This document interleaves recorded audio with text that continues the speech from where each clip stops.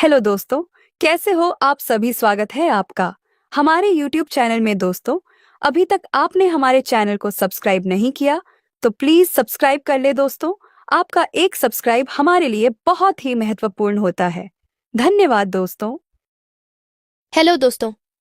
सुबह के 6 बज रहे थे और जैसे ही 6 बजे टेबल पर रखा मोबाइल बज उठा, जिसमें अलार्म की आवाज आ रही थी। बेड पर सो रही प्रिया ने कंबल के अंदर से अपना हाथ निकालकर अलार्म को बंद किया और फिर से सोने की कोशिश करने लगी। लेकिन प्रिया के साथ उसी बेड पर सो रहे उसके भाई की नींद भी खुल चुकी थी। नींद खुलते ही उन्होंने बिना कुछ कहे अपना हाथ आगे बढ़ाया और प्रिया को अपनी ओर खींच लिया। इस पर प्रिया कहती है, क्या कर रहे हैं भैया, प्लीज छोड़िए ना, सारी रात तो आपने वैसे भी सोने नहीं दिया, अब तो सोने दीजिए भाई। कहते हैं तुम्हें आईफोन चाहिए ना। प्रिया करवट बदलते हुए हमें सिर हिलाकर मुस्कुराने लगती है और अपनी बाह फैला देती है। भाई उसे अपने में समेट लेते हैं। तभी प्रिया कहती है कि भैया जो भी करना है जल्दी कीजिए, मम्मी पापा कभी भी आ सकते हैं भाई। हंसी में कहते हैं, आने दो, अगर मम्मी पापा आ भी गए तो मैं तुम्हारी मम्मी को अपनी दूसरी साइड पर सुला लूंगा, और तुम्हारे पापा तो एक नंबर के डरपोक हैं। दोनों ठहाके मारकर हंसने लगे और दोनों मिलकर फिर से टहलका मचाने लगते हैं। राजेंद्र प्रसाद फरीदाबाद के रहने वाले थे, एक ऐसा शहर जो अपनी रफ्तार और विकास के लिए जाना जाता है, और उनकी उम्र लगभग 45 वर्ष थी। वह एक साधारण व्यक्तित्व वाले इंसान थे जो एक मल्टीनेशनल कंपनी के सेल्स डिपार्टमेंट में नौकरी करते थे। उनका जीवन एक अनुशासन और सादगी का प्रतीक था, जहां हर दिन सुबह जल्दी उठकर अपने कर्तव्यों का पालन करना उनकी दिनचर्या थी। उनके परिवार में उनकी पत्नी थी, जिनका नाम नवनीता था, और उनकी उम्र 40 से 42 साल के बीच थी। नवनीता अपनी आकर्षक व्यक्तित्व और आधुनिक सोच के लिए जानी जाती थीं। नवनीता न केवल एक मॉडर्न महिला थीं, बल्कि उनका खुद का एक ब्यूटी पार्लर भी था, जो शहर के सबसे व्यस्त और नामी जगहों में से एक था। नवनीता की सोच में आत्मनिर्भरता और अपनी शर्तों पर जीने की भावना झलकती थी, और यही गुण उनकी बेटी प्रिया में भी दिखता था। प्रिया, जो 20 साल की युवा और ऊर्जावान लड़की थी, अपनी मां के नक्शे कदम पर चलते हुए अपने शौक और रहन सहन में किसी भी तरह की कमी नहीं रखती थी। जहां तक सुंदरता की बात है, नवनीता अपनी सुंदरता और व्यक्तित्व से लोगों का ध्यान आकर्षित करती थी, लेकिन उनकी बेटी प्रिया उनकी तुलना में कहीं अधिक सुंदर थी। प्रिया की खूबसूरती, उसका आत्मविश्वास और उसका फैशन सेंस उसे उसकी उम्र की लड़कियों के बीच एक अलग पहचान दिलाते थे।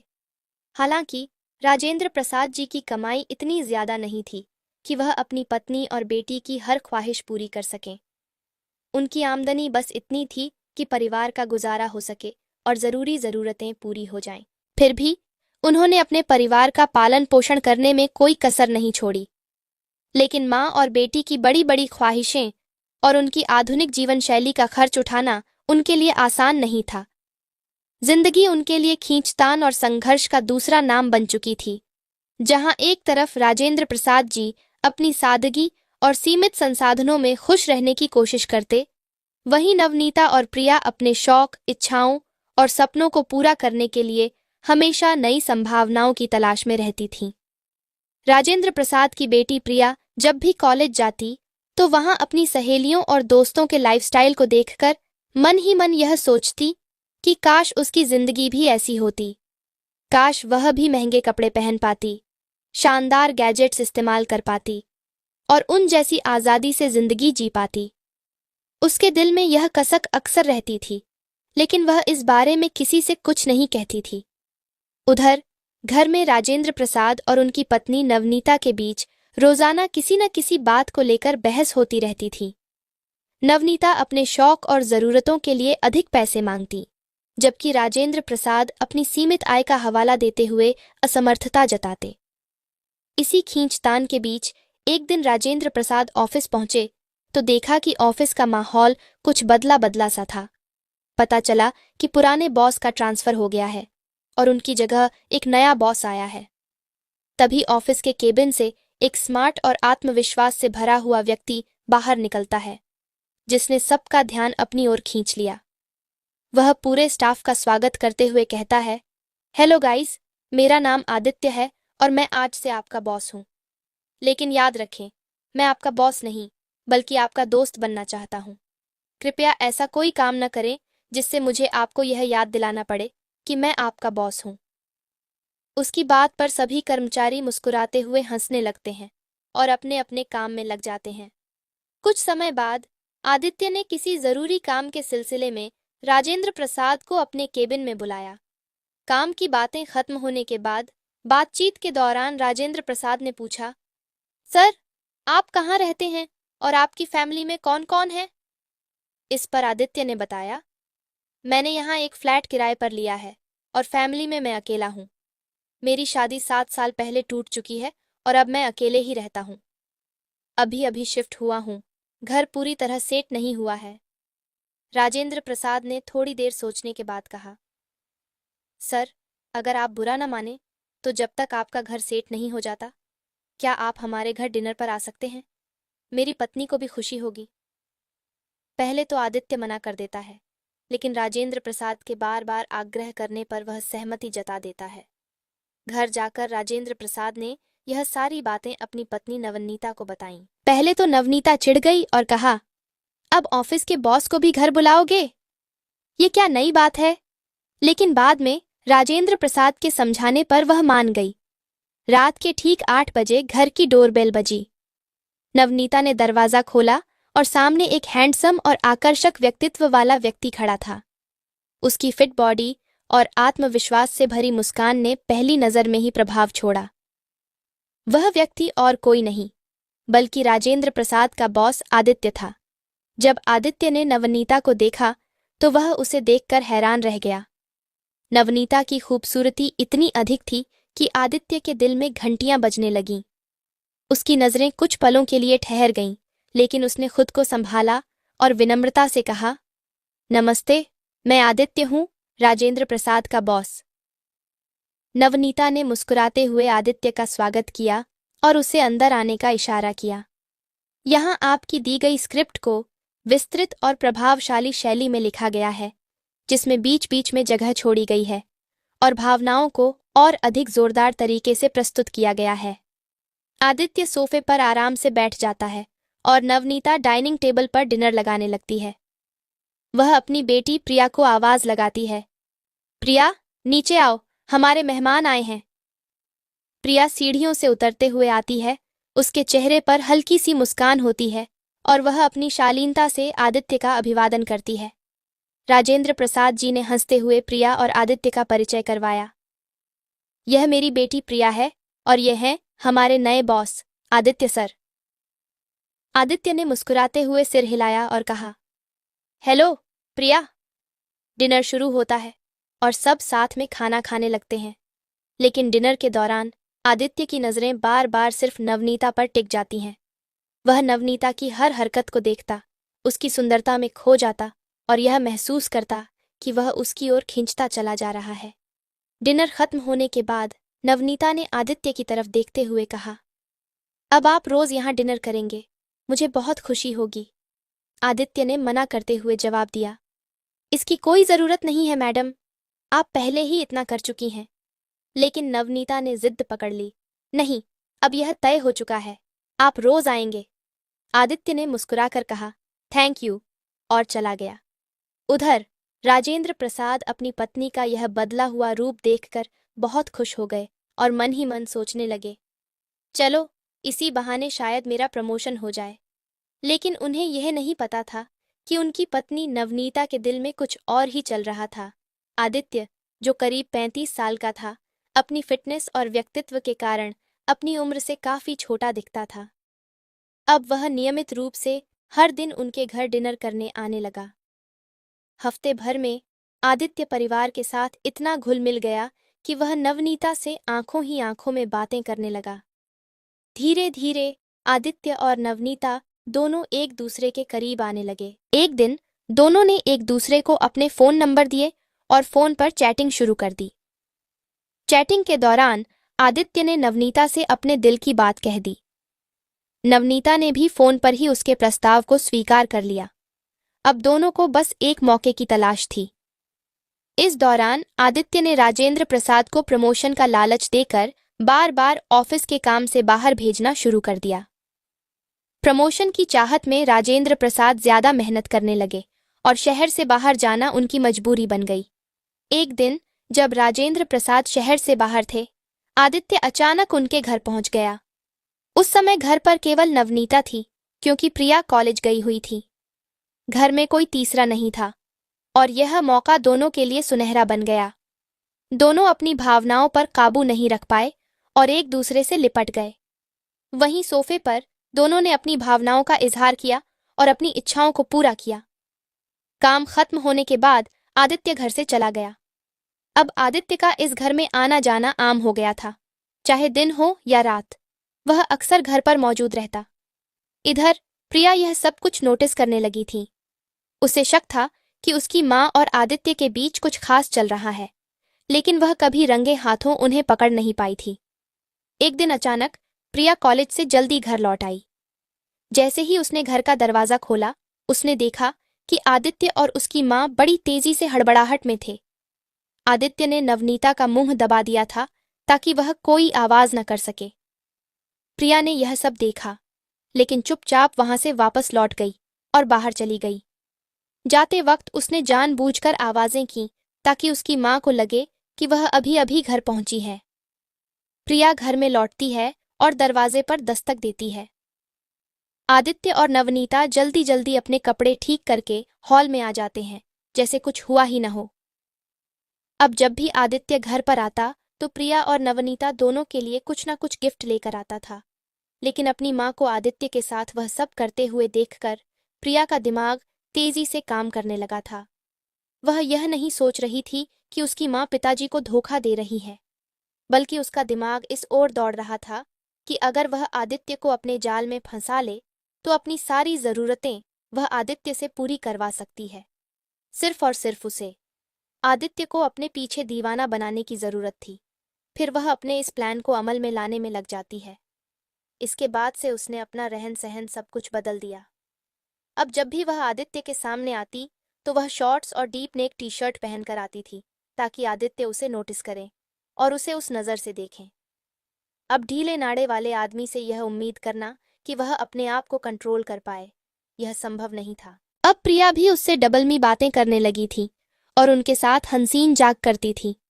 धीरे धीरे वह प्रिया की ओर आकर्षित होने लगी थी, लेकिन प्रिया की माँ को इस बात का जरा भी आभास नहीं था, क्योंकि अपनी माँ के सामने प्रिया हमेशा बहुत सतर्क रहती थी। एक दिन दोपहर के समय जब आदित्य घर आकर डोरबेल बजाता है तो प्रिया ही दरवाजा खोलती है। उस वक्त प्रिया शॉर्ट्स और डीप नेक वाली टी शर्ट पहने हुए थी, जो कि बहुत छोटी थी, जिसमें से उसका पूरा वजूद साफ देखा जा सकता था। आदित्य उसे इस तरह से देखता है कि वह पागल सा हो जाता है। वह उसे अंदर ले आता है और जब वह पूछता है, तुम्हारी मम्मी कहाँ गई है, तो प्रिया जवाब देती है, वह किसी काम से मार्केट गई हुई है। इसके बाद प्रिया सोफे पर बैठकर अपना स्कूल का प्रोजेक्ट पूरा करने लगती है। आदित्य भी थोड़ी दूरी पर कुर्सी पर बैठा होता है और प्रिया को घूरे जा रहा होता है। आदित्य पूछता है, तुम क्या कर रही हो? प्रिया जवाब देती है, मैं अपना असाइनमेंट पूरा कर रही हूँ। आदित्य कहता है, लाओ, मैं तुम्हारी मदद कर देता हूँ, और फिर वह उठकर उसके पास जाकर बैठ जा आता है और मदद करने के बहाने से उसे इधर उधर छूने लगता है। प्रिया को लगता है कि यह सही मौका है, इसलिए वह कोई विरोध नहीं करती और पूरी तरह से उसके साथ मिलकर समर्थन करने लगती है। इसके बाद आदित्य उसकी तरफ बढ़ने लगता है और दोनों एक दूसरे के साथ बाहर जाने लगे थे। दोनों का संबंध धीरे धीरे गहरा होता जा रहा था और वे एक दूसरे में खोने लगे थे। उनका कार्यक्रम अभी शुरू ही हुआ था कि तभी डोर बेल बजती है। अचानक से दोनों कपड़े पहनने लगते हैं। उसके बाद आदित्य दूर जाकर बैठ जाता है और प्रिया दरवाजा खोलती है। दरवाजे पर नवनीता खड़ी होती है। आदित्य को देखकर वह मुस्कुराते हुए कहती है, अरे, आप कब आए? आदित्य जवाब देता है, बस अभी आया और बैठ गया हूं। प्रिया अपना सामान लेकर ऊपर वाले कमरे में चली जाती है। यह मौका अच्छा था क्योंकि आदित्य अधूरी स्थिति में था और नवनीता भी प्यासे थे। वह बेडरूम में जाकर दोनों मिलकर टहलका मचाते हैं। अब आदित्य और प्रिया फोन पर चैट करने लगते हैं। प्रिया जो भी चाहती आदित्य उसे पूरा करता रहता। आदित्य प्रिया से गंदे गंदे चैट करता था, लेकिन प्रिया उसे मना नहीं करती थी, बल्कि उसकी आंखों को और ज्यादा भड़काने लगती थी। इसी बीच कुछ ऐसा घटित होता है कि प्रिया की नानी यानी नवनीता की मां का निधन हो जाता है।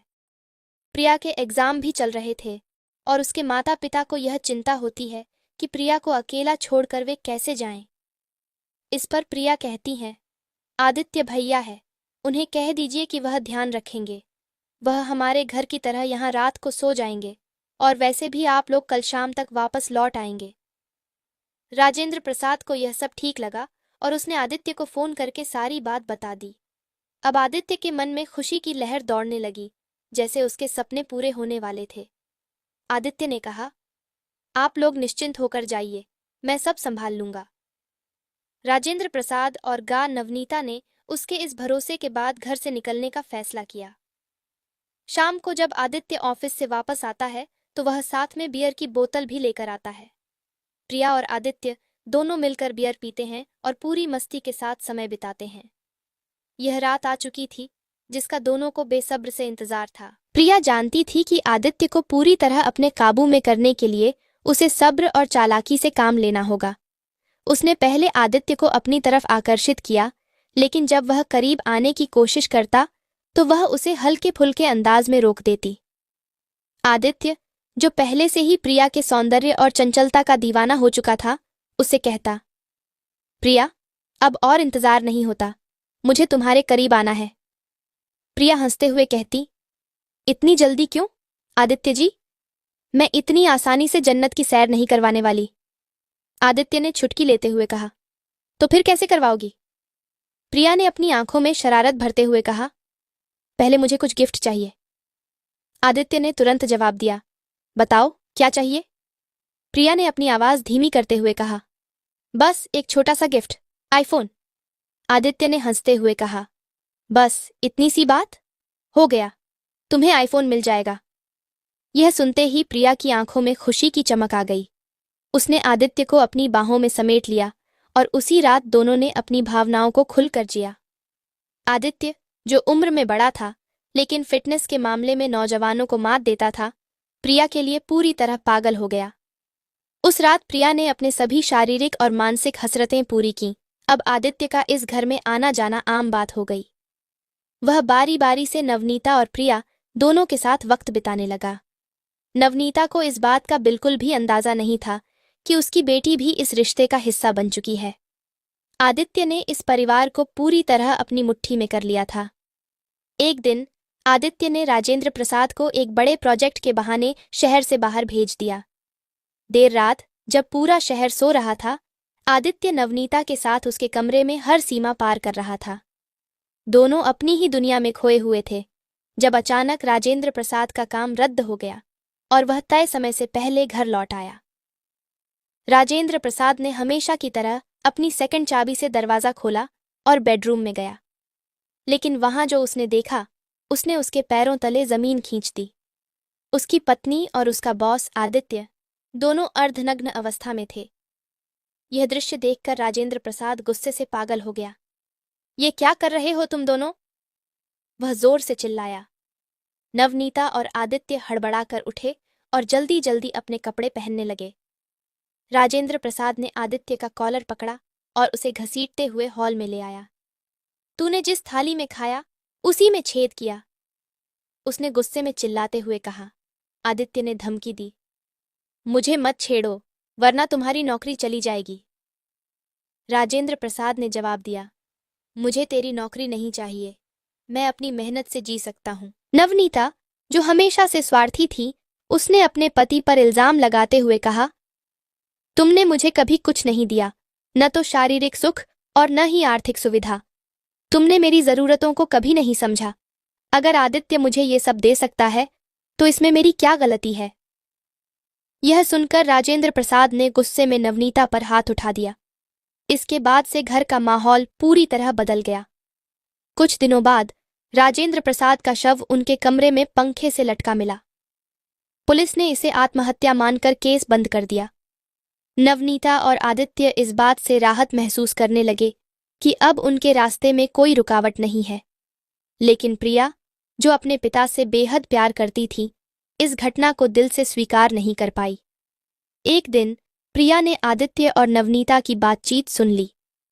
बातचीत में उन्होंने स्वीकार किया कि राजेंद्र प्रसाद ने आत्महत्या नहीं की थी, बल्कि उन्होंने मिलकर उसकी हत्या की और इसे आत्महत्या का रूप दे दिया। प्रिया ने तुरंत पुलिस को इसकी सूचना दी। उसने आदित्य और नवनीता के हर गुनाह का पर्दाफाश किया। पुलिस ने नवनीता और आदित्य को गिरफ्तार कर लिया। नवनीता और आदित्य को उनके गुनाहों की सजा मिल गई। इस कहानी से हमें एक महत्वपूर्ण शिक्षा मिलती है कि रिश्तों में विश्वास और ईमानदारी की अहमियत होती है। जब भी कोई रिश्ते की बुनियादी धारा में भ्रष्टाचार और स्वार्थ घुसता है, तो उसका परिणाम हमेशा दर्दनाक होता है। परिवार के सदस्य एक दूसरे के साथ सच्चे और ईमानदार रिश्ते निभाएं, तभी एक मजबूत और खुशहाल परिवार का निर्माण हो सकता है। हमें यह भी समझना चाहिए कि अपने स्वार्थ के लिए किसी और की भावनाओं से खेलना, किसी का भरोसा तोड़ना और झूठ बोलना अंततः किसी को भी दुखी कर देता है। किसी भी रिश्ते में सही दिशा, प्रेम और सम्मान बनाए रखना जरूरी है, ताकि जीवन में सच्चे सुख और संतुष्टि मिल सके। यह कहानी हमें यह सिखाती है कि भले ही हम कितने भी कठिन परिस्थितियों से गुजर रहे हों, हमें कभी भी अपने नैतिक मूल्यों से समझौता नहीं करना चाहिए। सच्चाई और ईमानदारी से जीवन जीने की कोशिश करें, क्योंकि यही हमें अंततः सच्चा सुख और शांति दिलाता है। तो दोस्तों, यह थी आज की कहानी। आपको यह कहानी कैसी लगी? कृपया अपनी राय कमेंट बॉक्स में ज़रूर लिखें। अगर आपको यह कहानी पसंद आई हो तो वीडियो को लाइक करें, चैनल को सब्सक्राइब करें और बेल आइकन को ऑन कर दें, ताकि हमारी नई वीडियो की सूचना तुरंत आपको मिल जाए। धन्यवाद।